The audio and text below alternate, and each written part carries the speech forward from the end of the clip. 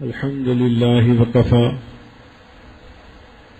وسلام على عباده الذين اصطفى أما بعد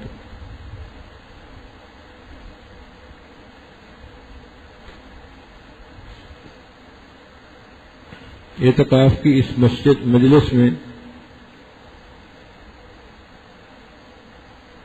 سورہ یاسین کا ترجمہ ہم پڑھیں گے اور اس کے فوائد سمجھنے کی کوشش کریں گے۔ ایک ہوتی ہے تفسیر، وہ تو ایک مستقل فن ہے، علم ہے، وہ علماء کا کام ہے۔ ہم جیسے طالب علم تو قرآن مجید کا ترجمہ سمجھیں اور پھر اس میں جو نکات ہیں، فوائد ہیں، ان کو سمجھنے کی کوشش کریں۔ ہمارے تدبر کی انتہا یہیں تک ہے۔ افلا یتدبرون القرآن، یہ قرآن کے اندر تدبر کیوں نہیں کرتے؟ وہ جو فوائد ہمیں ملیں گے اس سے ہماری زندگی میں فائدہ ہوگا۔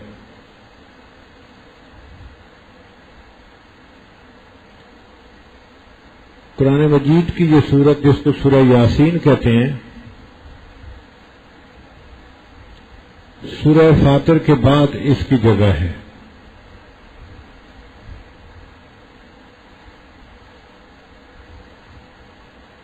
یاسین والقرآن الحکیم، یاسین حروف مقطعات میں سے ہے اور قرآن الحکیم میں اللہ نے قسم کھائی ہے، قسم ہے اس کے قرآن کی، انک لمن المرسلین، آپ تحقیق بھیجے ہوئے میں سے ہیں۔ یعنی اللہ تعالی نے نبی علیہ الصلوۃ والسلام کی رسالت کی قسم کھا کر گواہی دی ہے۔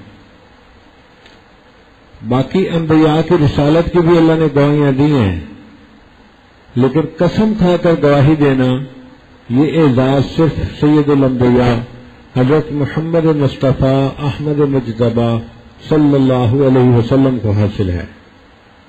علی صراط مستقیم، آپ سیدھی راہ کے اوپر ہیں۔ تنزیل العزیز الرحیم، یہ قرآن اتارا گیا زبردست رحم والے نے، اتارا زبردست رحم والے نے۔ لتنذر قوما ما انذر آباؤہم فہم غافلون، تاکہ تو ڈرائے ایک قوم کو کہ جنہوں نے نہیں ڈر سنا ان کے باپ دادوں نے، فہم غافلون، لہذا وہ بے خبر ہیں۔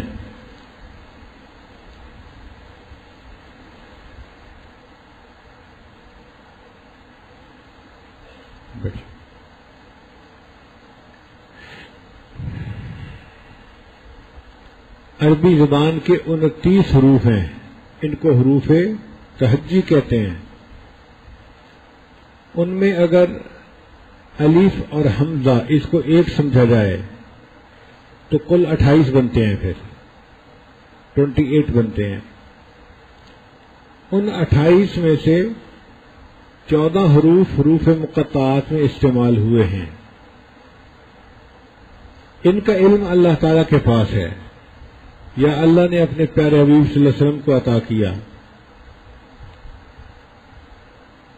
یا اپنے پیارے اولیاء میں سے جس کو چاہا عطا کیا۔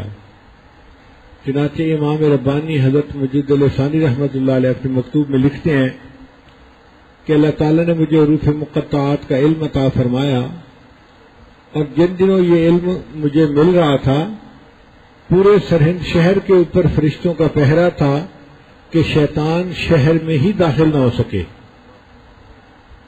اتنی حفاظت کے ساتھ ان کو حروف مقطعات کا علم عطا کیا گیا۔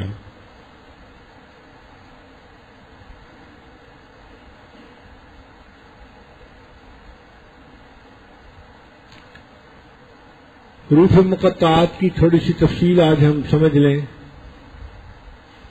اس کے 3 حصے ہیں۔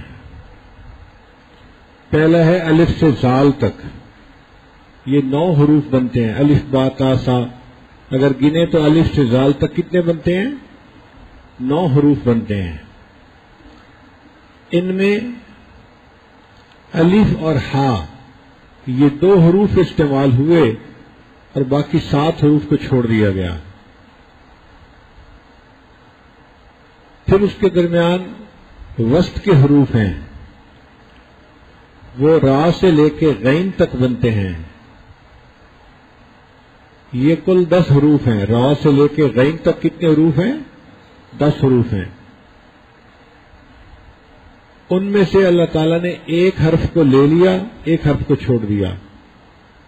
ایک حرف کو لے لیا، ایک کو چھوڑ دیا. مثلا را کو لیا، زا کو چھوڑ دیا. سین کو لیا، شین کو چھوڑ دیا. صاد کو لیا، زود کو چھوڑ دیا. تو کو لیا، زا کو چھوڑ دیا. عین کو لیا اور غین کو چھوڑ دیا.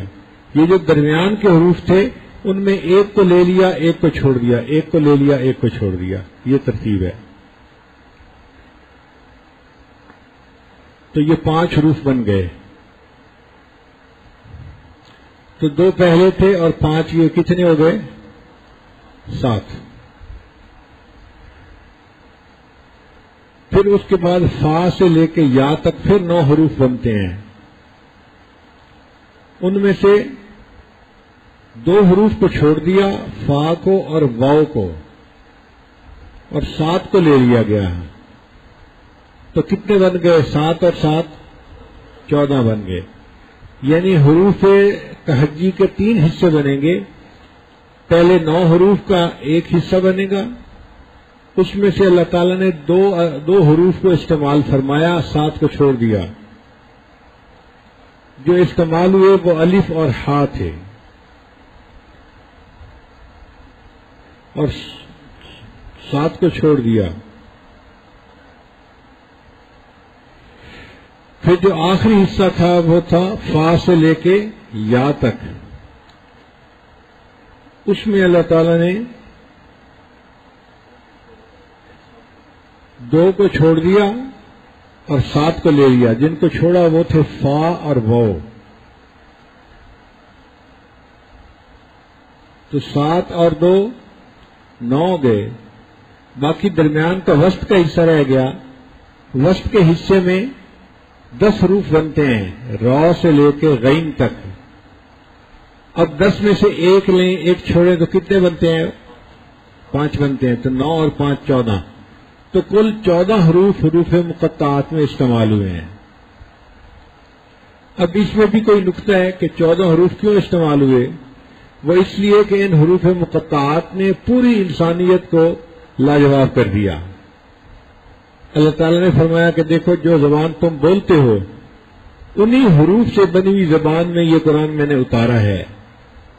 تو آدھے حروف سے میں اپنے قرآن میں استعمال کر رہا ہوں اور باقی 14 حروف تمہارے لیے چھوڑ رہا ہوں. تم باقی 14 حروف سے اس کے مقابلے کی کوئی صورت بنا دو یا کوئی کلام بنا کر دکھا دو.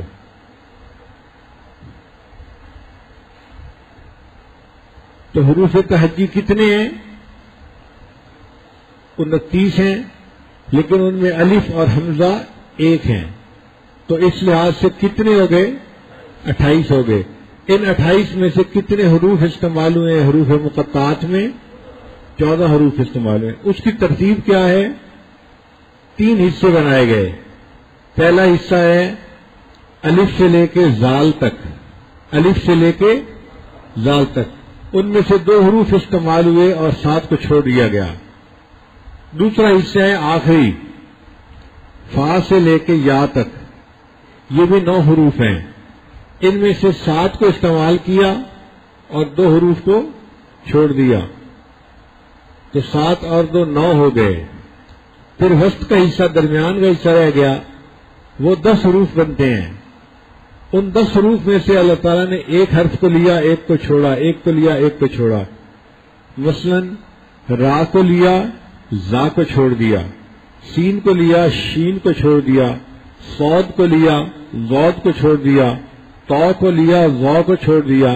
عین کو لیا اور غین کو چھوڑ دیا. تو یہ 5 حروف ہو گئے. تو کل 14 حروف بنتے ہیں جو قرآن مجید میں استعمال ہوئے ہیں.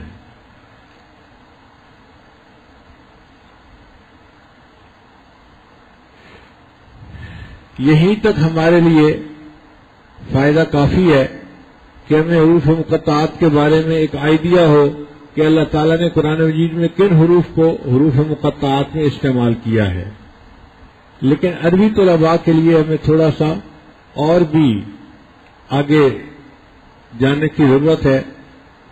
کلام عرب 3 طرح کا ہوتا ہے، حرف، فعل یا اسم۔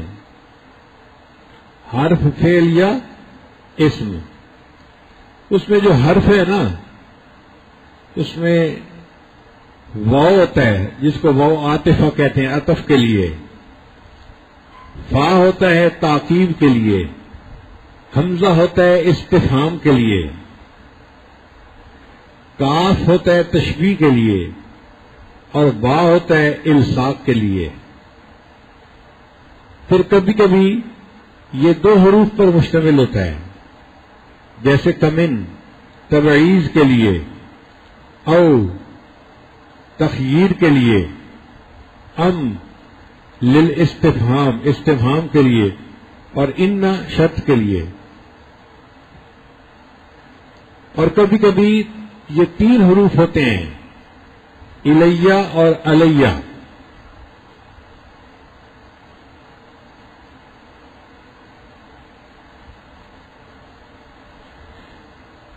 جو اسم اور فعل ہے وہ بھی 3 حروف پر ہوتے ہیں، جیسے فعل ہے الا یعلو اور علا یعلو۔ کبھی کبھی اسم اور فعل 4 پر بھی آتے ہیں، اور کبھی کبھی 5 حروف پر بھی آتے ہیں، جیسے فجل، سجل اور جردہل۔ یہ 5 حروف پر مشتمل ہیں۔ اب ان میں قرآن مجید نے کن کن حروف کو کہاں کہاں استعمال کیا، یہ ایک راز ہے۔ یہ کوئی نہیں جانتا کہ اللہ تعالیٰ نے کہیں پر ایک حرف استعمال کیا ہے، جیسے قاف، نون،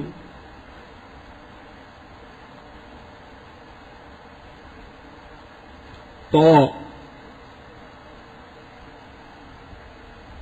اور کہیں کہیں پہ 2 حروف استعمال ہوئے ہیں، جیسے حامیم۔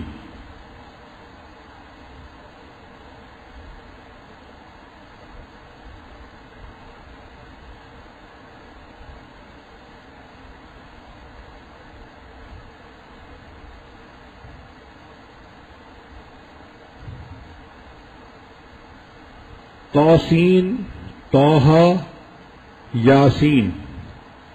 اور کہیں کہیں قرآن مجید میں 3 حروف استعمال ہوئے ہیں، الف لام میم، توسین میم، الف لام را۔ اور کہیں 4 حروف استعمال ہوئے ہیں، الف لام میم را، الف لام میم صاد۔ اور کہیں پر 5 حروف استعمال ہوئے ہیں، ہا میم عین سین قاف اور کاف ہا یا عین صاد۔ اللہ تعالیٰ نے کس حکمت کی بنا پر کہاں 1 حرف پسند فرمایا، کہاں 2، کہاں 3، کہاں 4، کہاں 5، اس کی حکمت کو کوئی نہیں جانتا۔ اس کے سامنے عرب لوگوں کی زبانیں گنگ ہو گئیں کہ واقعی یہ عام حروف سے بنا ہوا کلام ہے، لیکن اس کی حکمتوں کو ہم میں سے کوئی نہیں سمجھ سکتا۔ 1400 سال سے آج تک قرآن مجید کا یہ دعویٰ اپنی جگہ موجود ہے کہ اگر تم ایک صورت ایسی بنا کے دکھا سکتے ہو تو بنا کے دکھاؤ۔ آپ اندازہ لگائیے، وہ کفار جو مخالفت کرتے تھے، جو بڑے زبان کے ماہر تھے، جو اسلام کی مخالفت میں خود قتل ہو گئے، اپنی اولادوں کو قتل کروا دیا، اگر وہ اس چیلنج کو قبول کر سکتے ہوتے تو کیوں نہ قبول کر لیتے؟ وہ فوراً جواب دیتے جی ہم بنا کے دکھاتے ہیں۔ لیکن آج تک قرآن مجید کے اس کے دعوے کو کوئی قبول نہ کر سکا۔ اس کا مطلب یہ ہے کہ واقعی یہ قرآن مجید کا ایسا دعویٰ ہے کہ جس کا کوئی آج تک جواب نہیں دے سکا، نہ دے سکے گا۔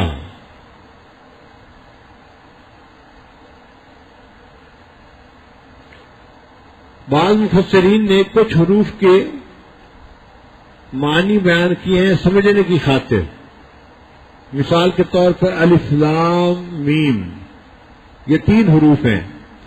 وہ فرماتے ہیں الف سے مراد اللہ، اور میم سے مراد محمد صلی اللہ علیہ وسلم، اور لام سے مراد جبرائیل جو اللہ اور اس کے نبی کے درمیان واسطہ بنے، قرآن مجید کو اللہ سے لے کر نبی علیہ السلام تک لائے.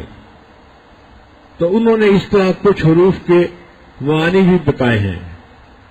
الف لام میم، الف سے مراد اللہ اور میم سے مراد محمد صلی اللہ علیہ وسلم، اور لام سے مراد جبرائیل کہ وہ جبرائیل واسطہ بنے اور اللہ تعالیٰ کا کلام نبی علیہ السلام تک پہنچانے والے بنے.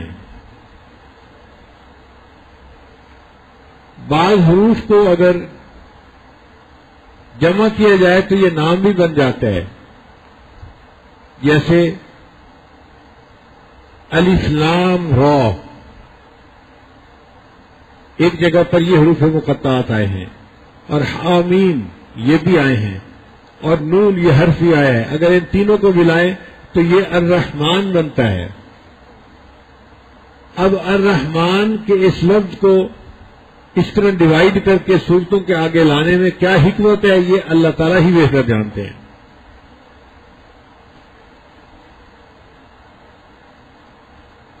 سچی بات تو یہ ہے کہ یہ حروف اللہ اور اس کے پیارے حبیب صلی اللہ علیہ وسلم کے درمیان اشارات ہیں، یہ راز ہیں. جہاں محبت کا تعلق ہوتا ہے نا، وہاں پہ پورا لفظ بولنے کی ضرورت نہیں ہوتی، ایک حرف ہی پیغام پہنچا دیتا ہے. ایک شاعر تھا، اپنے محبوب کے ساتھ جا رہا تھا تو محبوب کی سواری آگے نکل گئی، تو اس نے اس پر شعر کہا، لا تحسبی ان نسینا الایجاف، کہ تو یہ نہ سمجھ کہ ہم اونٹ کو دوڑانا بھول گئے ہیں. فقلت لہا کفی فقالت لی کاف، میں نے اسے پکارا کفی، کف کہتے ہیں رک جانے کو، اگر مرد ہو تو کف کہیں گے، اگر عورت ہو تو تسنیہ کا صیغہ کفی کہیں گے. تو میں نے کہا کہ رک جاؤ، تو اس نے مجھے کہا کہ تمہیں پورا لفظ بولنے کی کیا ضرورت ہے، اگر کفی کہو گے تو سب سمجھ جائیں گے کہ تم مجھے رکنے کا اشارہ کر رہے ہو. تم اگر صرف کاف ہی کہہ دیتے تو میں تمہارے پیغام کو سمجھ جاتی. تو پورا لفظ بولنے کی ضرورت نہیں، ایک حرف بولنا کافی ہے. اس سے پتہ چلتا ہے کہ جس طرح عاشق و معشوق ایک دوسرے کے ساتھ ایک حرف میں کوڈ میں بات کر جاتے ہیں، اللہ تعالیٰ نے بھی اپنے پیارے حبیب صلی اللہ علیہ وسلم کے ساتھ حروف مقطعات میں کوڈ کے ذریعے سے پیغام پہنچا دیا، ان کے ساتھ باتیں کر لی، اور ان باتوں کو مخلوق کو کچھ پتہ نہیں چلا.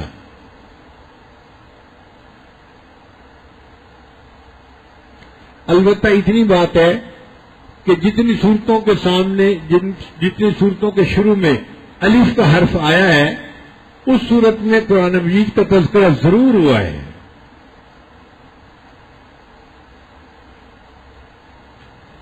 جن صورتوں کے شروع میں تو کا حرف آیا ہے، ان میں حضرت موسیٰ علیہ السلام کا تذکرہ بھی ہوا اور اژدہا کے واقعے کا تذکرہ بھی ہوا. اور اگر آپ غور کریں، اژدہا جب بیٹھا ہوتا ہے تو تو کے حرف سے مشابہ ہوتا ہے، اور جس صورت کے شروع میں نون آیا ہے اس کے بعد قلم کا تذکرہ آیا ہے. اگر آپ دیکھیں تو نون کا جو حرف ہے نا، وہ دوات کی مانند نظر آتا ہے، جیسے دوات کی شکل ہوتی ہے، نون کا حرف اس طرح لکھا جاتا ہے. تو جہاں نون کا حرف آیا وہاں اللہ نے قلم کو بھی تذکرہ کر دیا.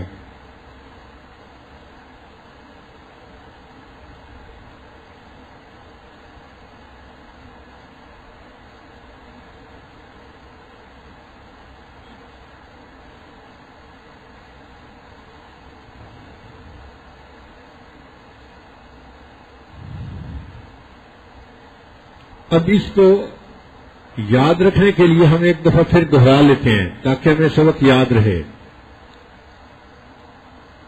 عربی زبان کے کتنے حروف تہجی ہیں؟ 29. ان میں سے 2 حرف ایک جیسے ہیں، جیسے حمزہ اور الف. تو پھر کل کتنے پیچھے بچ گئے؟ 28 بچ گئے. اب ان 28 میں سے حروف مقطعات میں کتنے حروف استعمال ہوئے ہیں؟ 14 حروف، اللہ تعالیٰ نے آدھے حروف کو استعمال کیا. اس میں کیا حکمت ہے؟ اس میں حکمت یہ ہے کہ اللہ تعالیٰ نے یہ بتلایا کہ دیکھو آدھے حروف میں اپنی کتاب میں استعمال کر رہا ہوں، اب اس کا جواب دینے کے لیے باقی آدھے حروف تم استعمال کر لو اور اس قرآن کی طرح ایک اور قرآن بنا کے دکھا دو. پھر فرمایا اگر تم قرآن نہیں بنا سکتے ایک سورت بنا کے دکھا دو. پھر فرمایا کہ تم ایک سورت بھی نہیں بنا سکو گے، تم 10 آیتیں بنا کے دکھا دو. آخر پر یہاں تک فرما دیا کہ تم 10 آیتیں بھی نہیں بنا سکو گے، ایک آیت قرآن جیسی بنا کے دکھا دو. اور عرب جو اپنے آپ کو بڑے ماہر زبان کہتے تھے وہ قرآن مجید کی آیات جیسی ایک آیت بھی بنا کے پیش نہ کر سکے. ان میں سے ایک آدمی نے کوشش بھی کی مگر اس کی کوشش پر خود عرب لوگ ہنسنے لگ گئے. الفیل و مل فیل و ما ادراک مل فیل. تو اللہ تعالیٰ کا قرآن واقعی اللہ کا کلام ہے اور اس کا جواب مخلوق کے لیے دینا ناممکن ہے، کوئی دے ہی نہیں سکتا. اور 1 مہینہ 2 مہینہ کی بات نہیں، 1400 سال اس دعوے میں گزر گئے اور ان 1400 سال میں عربوں میں کتنے زبان دان گزرے، نکتہ دان گزرے، عقل مند لوگ گزرے. اگر یہ کام کر سکتے ہوتے تو وہ کر چکے ہوتے اب تک، مگر آج تک کوئی نہ کر سکا. یہ قرآن مجید کی حقانیت کی کھلی دلیل ہے. اب یہ 14 حروف اللہ تعالیٰ نے کیسے پسند فرمائے؟ تو حروف مقطعات کے 3 حصے ہیں. پہلے 9 حروف الف سے لے کے زال تک. پہلے 9 حروف کہاں تک ہیں؟ الف سے لے کے زال تک. ان میں سے الف اور ہا 2 حروف کو استعمال کیا گیا، 7 حروف کو چھوڑ دیا گیا. اور پھر دوسرا حصہ فا سے لے کے یا تک، یہ بھی 9 حروف بنتے ہیں. ان میں 2 حروف کو چھوڑ دیا اور 7 حروف کو استعمال کر لیا گیا.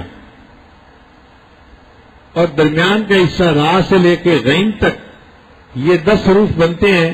ان میں سے ایک حرف کو لے لیا گیا اور ایک حرف کو چھوڑ دیا گیا. اس طرح 2 حروف 7 حروف 9 ہو گئے اور 5 مل کے 14 حروف ہو گئے.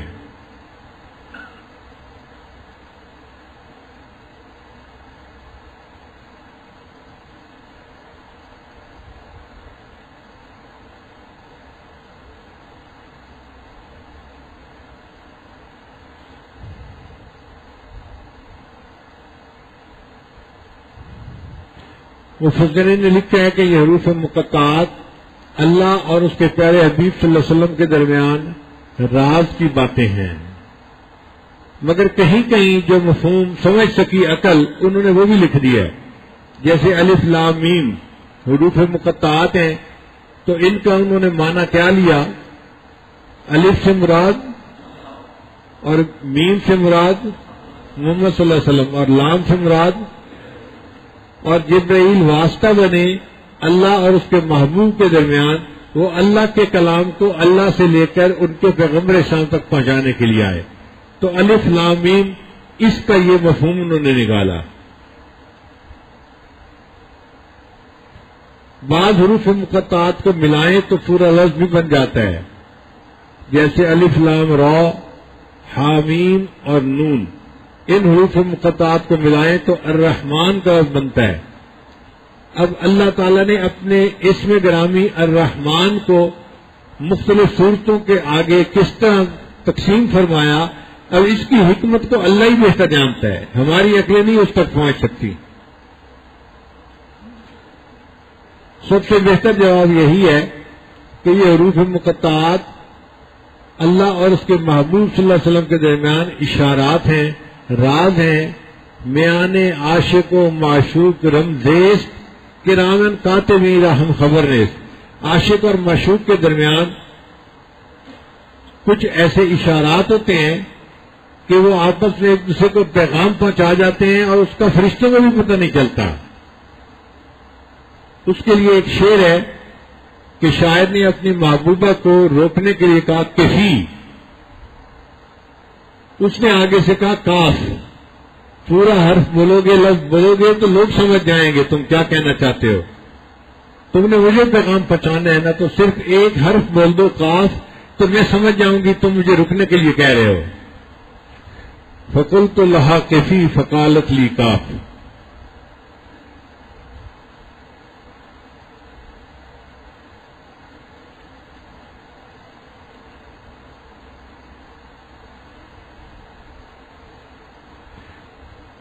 اب یاسین کا جو لفظ ہے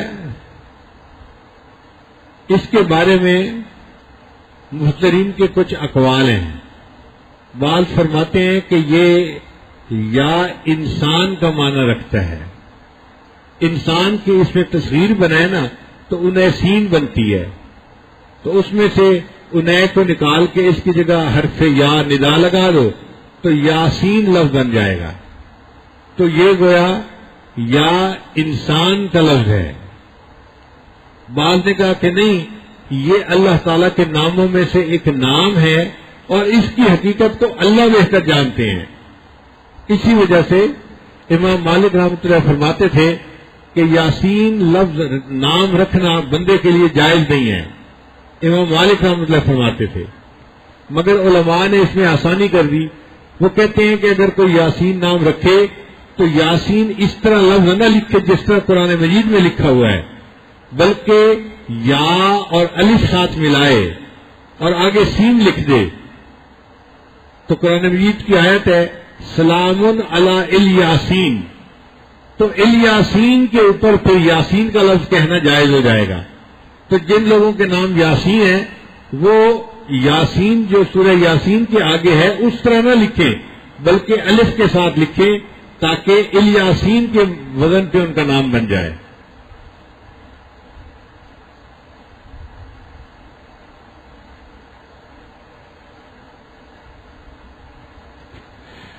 حدیث مبارکہ میں سورہ یاسین کے بہت فضائل وارد ہوئے ہیں. ان میں سے ایک فضیلت یہ ہے کہ اگر کوئی بندہ آخری لمحات میں ہو اور اس کے قریب سورہ یاسین شریف کو پڑھا جائے تو اللہ تعالیٰ اس بندے کے لیے روح نکلنے میں آسانی فرما دیتے ہیں. حدیث مبارکہ میں کوئی بندہ اگر رات کے وقت سورہ یاسین کو پڑھے گا اللہ تعالیٰ اس حال میں اٹھائیں گے کہ گناہوں سے اس کی مغفرت ہو چکی ہوگی. اور اگر کوئی بندہ دن میں سورہ یاسین کو شروع میں پڑھ لے گا اللہ تعالیٰ پورے دن کے کاموں میں اس بندے کی مدد فرمائیں گے، آسانی ہو جائے گی.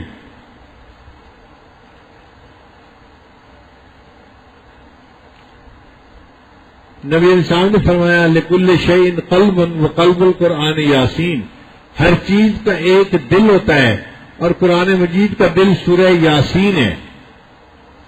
تو سورہ یاسین کی اہمیت کے لیے اتنا ہی ارشاد کافی ہے کہ یہ قرآن مجید کا دل ہے.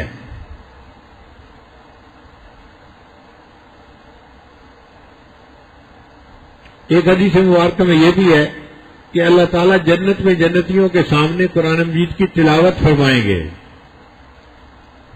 تو مفسرین نے لکھا ہے کہ اللہ تعالیٰ سورہ یاسین کی تلاوت فرمائیں گے. اور ایک حدیث مبارکہ میں جنت میں جنتیوں سے قرآن اٹھا لیا جائے گا، وہ اگر پڑھنا چاہیں گے تو صرف سورہ یاسین اور سورہ طٰہٰ پڑھیں گے، اس کے سوا قرآن مجید کو نہیں پڑھ سکیں گے. تو قرآن مجید کی اس سورت کا یہ بھی اعزاز ہے کہ جنت میں بھی جنتی پڑھنا چاہیں گے تو وہ سورہ یاسین کو پڑھ سکیں گے.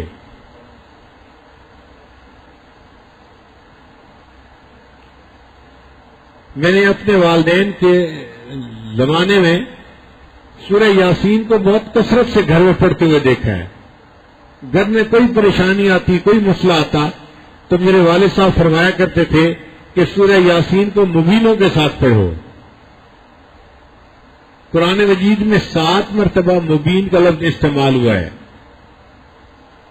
شروع سے پڑھنا شروع کریں، پہلے لفظ مبین تک پڑھیں، پھر شروع کریں پھر دوسرے مبین لفظ تک، پھر تیسری مرتبہ شروع کریں، پھر تیسرے مبین لفظ تک، پھر چوتھا، پھر پانچواں، 7 اس طرح کر کے پڑھیں اور پھر دعا مانگیں.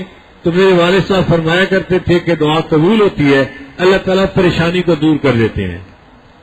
میں نے اپنے بچپن میں اپنے والدین کو سینکڑوں مرتبہ مبین کے ساتھ سورہ یاسین پڑھتے ہوئے دیکھا ہے.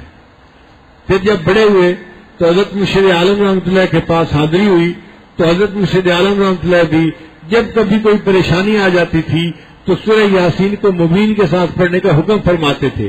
تو جو عمل والدین میں نے زندگی میں دیکھا تھا بچپن میں، اس کو جوانی میں اپنے شیخ کی زندگی میں بھی دیکھا. تو مشائخ کے یہاں یہ معمول رہا ہے، بہت سارے لوگ پریشانیوں کا شکار ہوتے ہیں اور پھر عملیات والوں کے پیچھے بھاگتے ہیں. عملیات والوں کے پیچھے جانے کی ضرورت نہیں. زندگی کی پریشانی کے لیے سورہ یاسین کو مبین کے ساتھ پڑھ لیا جائے تو کفایت کرتا ہے. بعض لوگ مل کے 40 مرتبہ سورہ یاسین پڑھ لیتے ہیں تو اللہ تعالیٰ اس کی وجہ سے بھی دعاؤں کو قبول فرما لیتے ہیں. ہم نے رائے گنج میں بھی یہ عمل دیکھا. کئی مرتبہ جماعت کے اکابر کہتے تھے کہ جی حالات اچھے نہیں، پریشانی آ گئی، تو سب لوگ 40 مرتبہ سورہ یاسین شریف پڑھ لیں. تو 40 مرتبہ سورہ یاسین شریف پڑھ کے دعا مانگی جاتی تھی. اللہ تعالیٰ دعا قبول فرما لیتے تھے، حالات ٹھیک ہو جاتے تھے. تو یہ بزرگوں میں بہت کثرت کے ساتھ عمل ہے.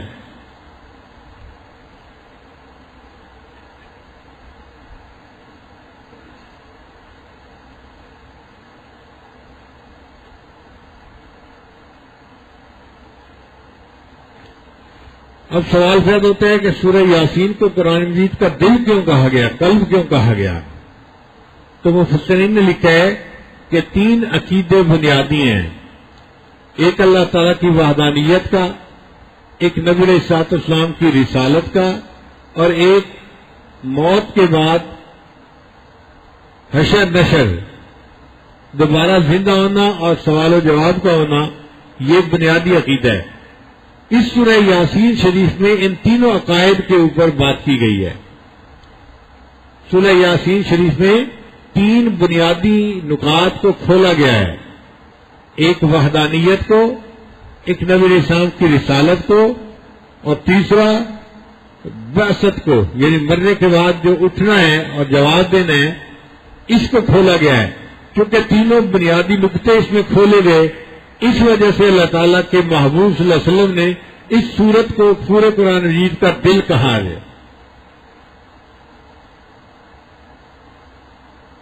اور بعض مفسرین نے یہ بھی لکھا ہے کہ مختلف صورتوں میں مختلف مضامین ہوئے ہیں. یہ وہ صورت ہے جس میں اللہ تعالیٰ نے اپنے محبوب صلی اللہ علیہ وسلم کے رسالت کا قسم کھا کر اعلان کیا ہے. چونکہ محبوب کو تسلی دی گئی اور ان کو بتایا گیا کہ آپ سیدھے راستے پر ہیں، آپ پریشان نہ ہوں ان کفار کے رد عمل کی وجہ سے، تو محبوب کے دل کو تسلی ہوئی، خوشی ہوئی، اسی لیے اس کو قرآن مجید کا قلب کہا گیا.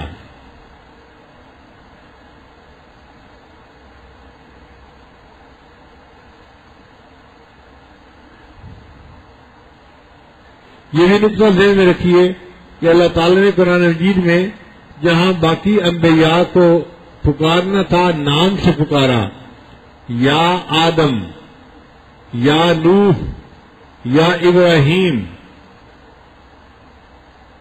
یا یحییٰ، یا موسیٰ، یا عیسیٰ، مختلف انبیاء کو پکارنا تھا تو ان کے نام لے کر پکارا گیا.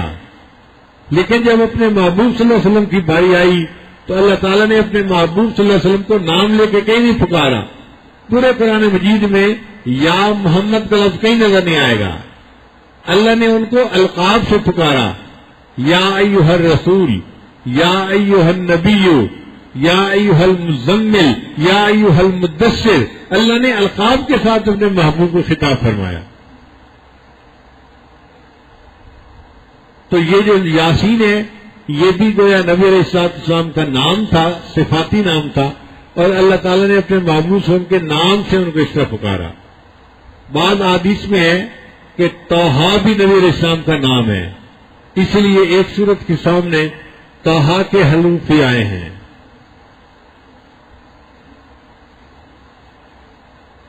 تو آج کا درس ہم اسی حد تک رکھیں گے.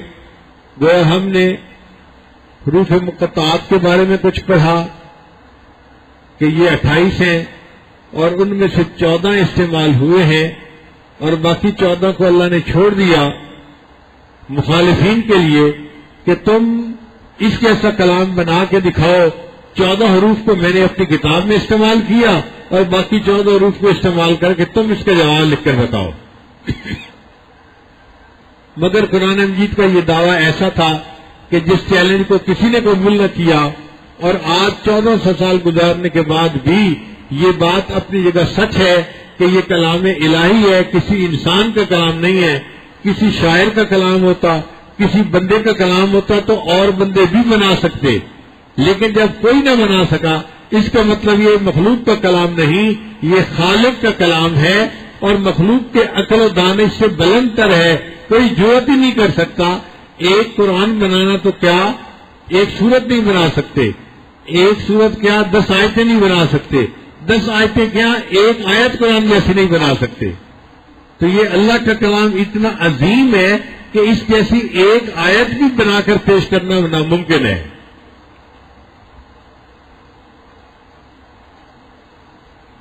پھر یہ جو حروف مقطعات ہیں یہ اللہ کے محبوب صلی اللہ علیہ وسلم کے اور اللہ کے درمیان راز ہیں. جیسے الف لام میم، الف سے مراد اللہ، میم سے مراد محمد صلی اللہ علیہ وسلم، اور لام سے مراد جبرائیل علیہ السلام. کہ اللہ کا پیغام محمد صلی اللہ علیہ وسلم تک پہنچنا تھا، اور پہنچانے والے کون تھے؟ وہ جبرائیل علیہ السلام تھے جو واسطہ بن گئے.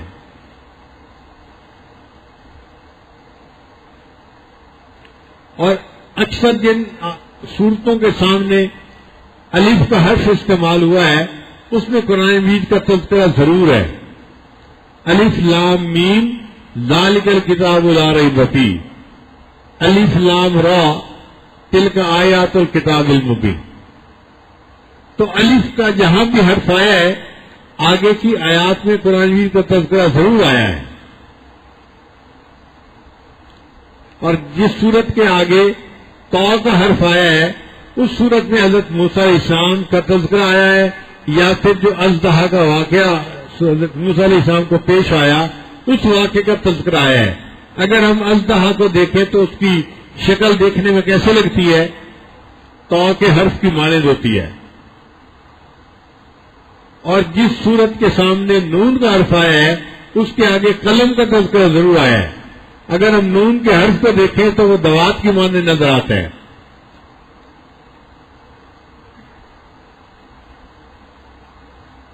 اور نون کو اگر لفظ کے طور پہ سنیں تو یہ نون جو ہے مچھلی کو کہتے ہیں، اور جس میں نون کا حرف آیا ہے اس صورت میں حضرت یونس علیہ السلام کا تذکرہ بھی اکثر و بیشتر آیا ہے.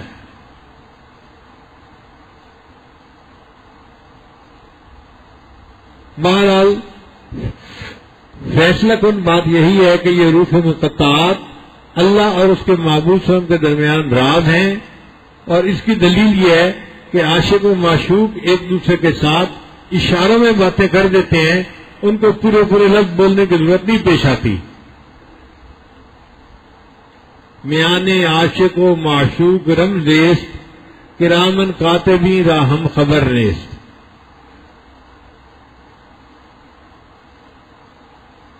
بعض لوگ کہتے ہیں کہ جی قرآن مجید کو ترجمے کے ساتھ پڑھنا چاہیے.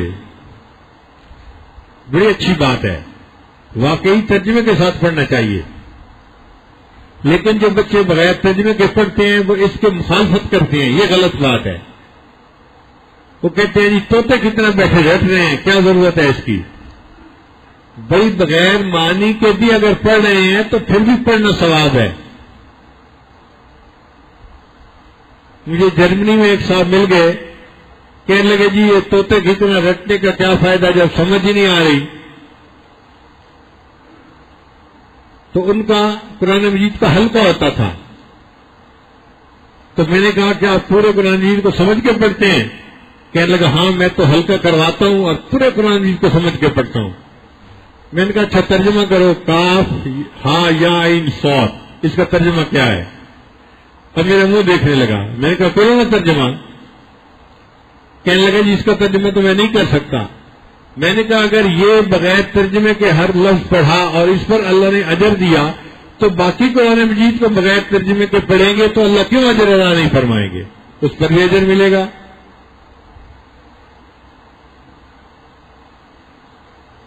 تو قرآن مجید کو سمجھ کے پڑھیں تو بھی اجر ملتا ہے، بن سمجھے پڑھیں تو بھی کلام الہی ہے، پھر بھی انسان کو اجر ملتا ہے، پڑھنا چاہیے۔